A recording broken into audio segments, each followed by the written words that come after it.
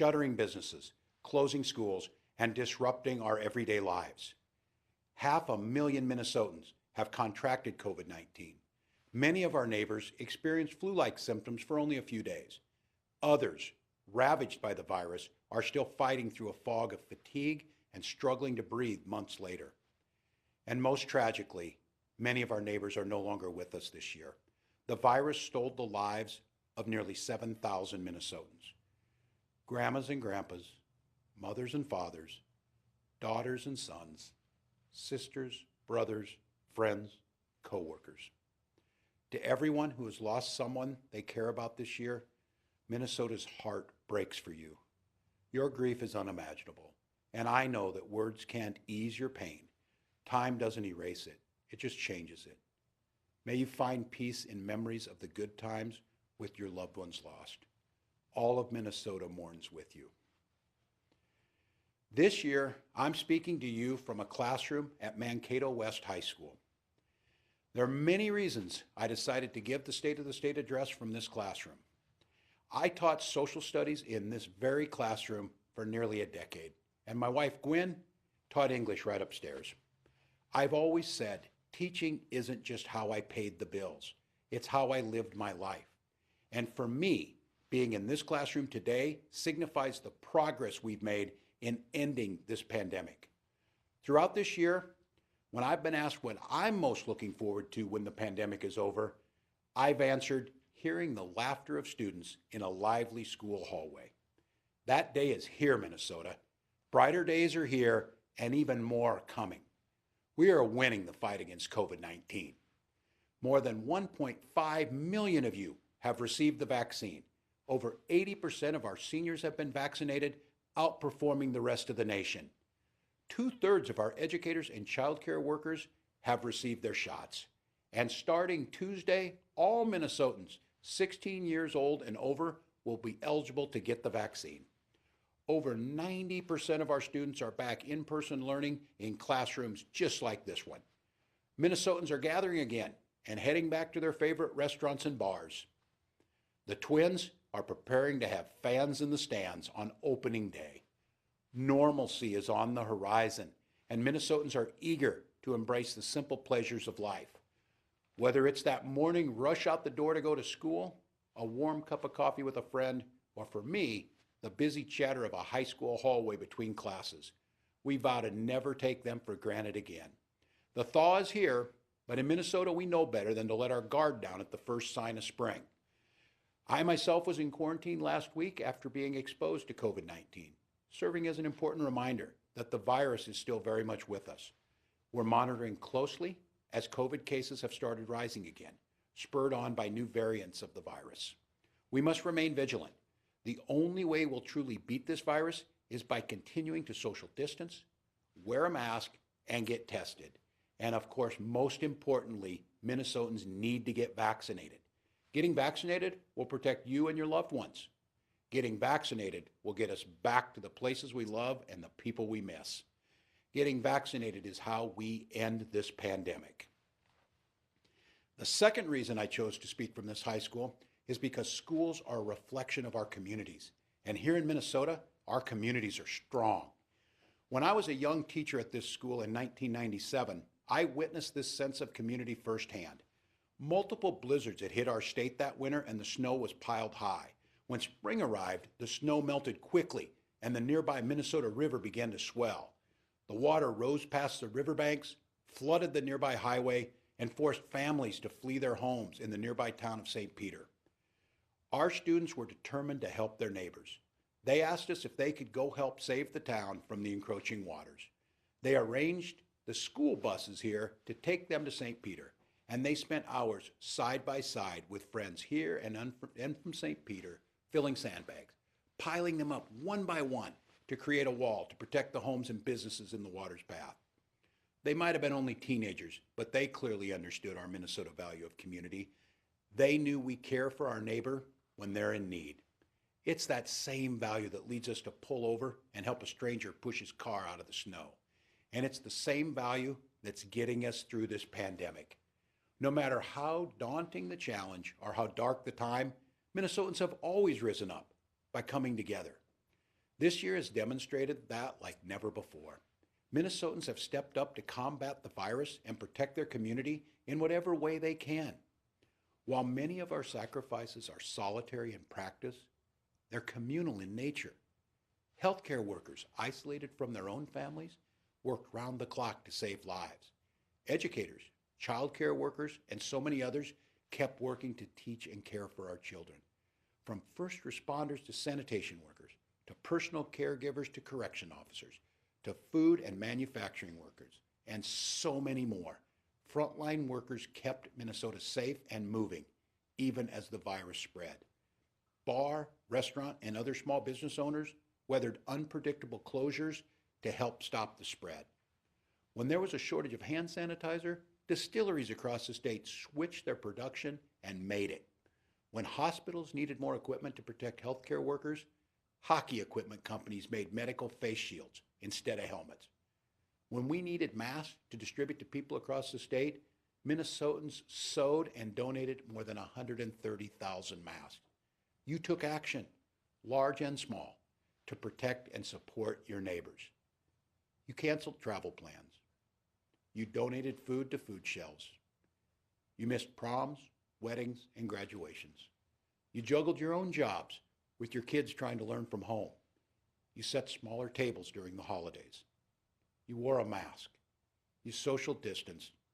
You stayed home. You sacrificed. You endured. And you saved lives. These selfless acts embody Minnesota's dedication to community. And you proved once again, there's nothing our state can't do when we come together. This year's been hard, but the worst of times brought out the best in people. Thank you. I want to take just a moment to give a special acknowledgement to our seniors. COVID-19 has disproportionately hit and devastated older Minnesotans and their caregivers. Thank you for your resilience and sacrifice during an isolating time.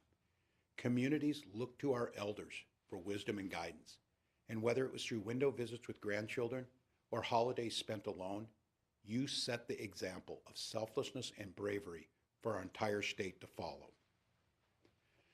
The third reason I'm giving this speech from this high school today is a lesson I learned while coaching football here. It was 1999. We were halfway through our season, and we'd lost our first 4 games. We were playing well. We lost some close ones, and we were just right on the edge of winning. The remainder of our season was going to be challenging. The teams we had left to play were all good. To some, it seemed that everything was stacked against us, but our team never lost hope. And neither did the fans. The stands remained full of our community, enthusiastically cheering us on. And each week we got just a little bit better. We approached each practice, each play, and every down with a focus to improve. And we did, until one day we won. And we kept improving, and we kept winning. To the astonishment of everyone who had watched us at the beginning of the season, we qualified for the state playoffs. Our first game was against an undefeated team that had racked up state titles over the years. We were down in a close game with only seconds left in the first half, and we needed a goal line stand to keep the game within reach. Coach Sutton called a timeout, and I ran out onto the field to talk to the defense. Our team was huddled up, and I said, "You know how to do this. Everything this season has prepared you for this moment." I said, "Fellas, it's not often in life that you get a moment like this, one that can define you. This is your moment. This is our moment." I saw nods all around that huddle, and one player piped up and yelled, "I've got this. We've got this." The whistle blew, and we stopped the play for a loss. We went on to win that game, and then we won 2 more games to claim the state championship. I know we wouldn't have won that state championship if we hadn't lost at the beginning of the season. It taught us all grit, resilience, and the true meaning of teamwork. Each player stayed in his lane, did his part to bring home that first state title. That's what Minnesotans have done this year. It isn't giant acts of heroism that are defeating this pandemic. It is Minnesotans each doing the right thing to the best of their own ability. In my State of the State speech last year, I said that Minnesota wouldn't just survive this crisis, we would lead through it. And with championship-worthy grit, resilience, and teamwork, that's exactly what we've done.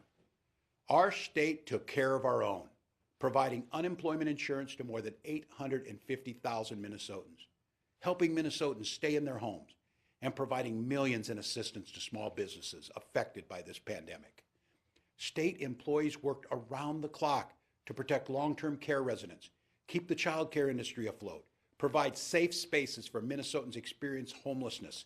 They helped feed Minnesotans and to track down the critical supplies that hospitals needed to care for those falling ill. Minnesota companies stepped forward to lead in the global response to COVID-19.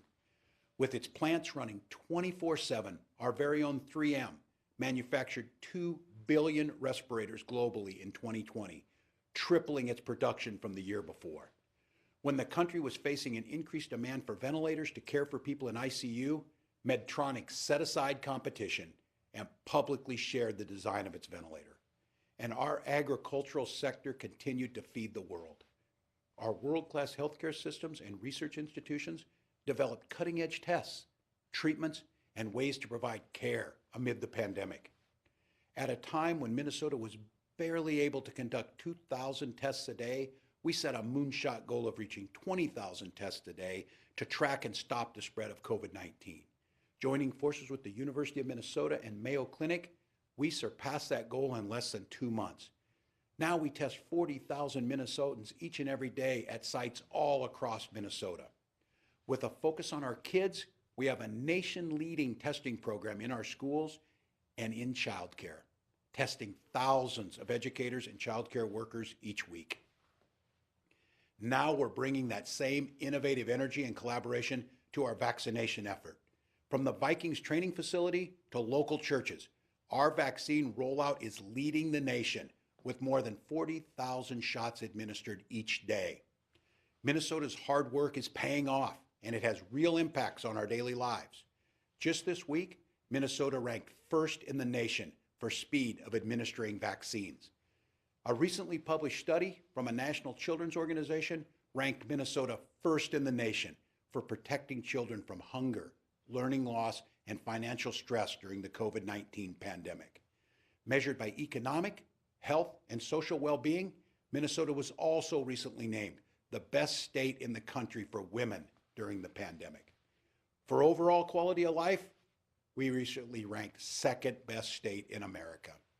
Minnesota was one of the safest states in the nation during the pandemic when comparing cases, hospitalization, and deaths. And now our economy is booming back faster than we ever imagined. We haven't just survived this crisis, we've centered our values and led through it, Minnesota. And the final reason I chose to give this address from Mankato West High School is to lift up and share wisdom spoken here 60 years ago. In 1961, Martin Luther King Jr. gave a 48-minute speech in this high school's auditorium. His speech came during the peak of the Freedom Rides, when Black and white Americans rode buses through the South together to protest segregation. Dr. King was clear that the scourge of racism wasn't limited to the South. He said very clearly, no section of our country can boast of clean hands. We know this in Minnesota. Our state was thrust into the international spotlight following the death of George Floyd. Our deep racial inequities were exposed for the world to see. For many white Minnesotans, it was an awakening to a truth that Minnesotans of color have known their entire lives. While our state ranks as one of the best places in the country for a white child to grow up, it often ranks as one of the worst for a child of color. As many Minnesotans welcome getting back to normal, we must acknowledge this and recognize that for too many, getting back to normal isn't good enough. It's not good enough for a single mother who's working 2 jobs just to feed her family. It's not good enough for a student in a small town who has to do her homework at a local restaurant because she doesn't have good internet connections. And it's not good enough for young Black men who live in fear of being stopped by police officers who have sworn an oath to protect them. In his speech, Dr. King spoke about how the winds of change were blowing through the world. Once again, the winds of change are blowing through our world. The winds of change blew thousands of Minnesotans into the streets last summer and inspired a movement across the world. The winds of change quietly opened eyes, ears, and minds across our state Dr. King said these wins were sweeping away the old order and ushering in a new order of equality and dignity. So how do we usher in equality and dignity today? One way, which Dr. King spoke about at length in that speech, is through nonviolent protest. As the trial of Derek Chauvin gets underway, tensions and emotions will understandably run high.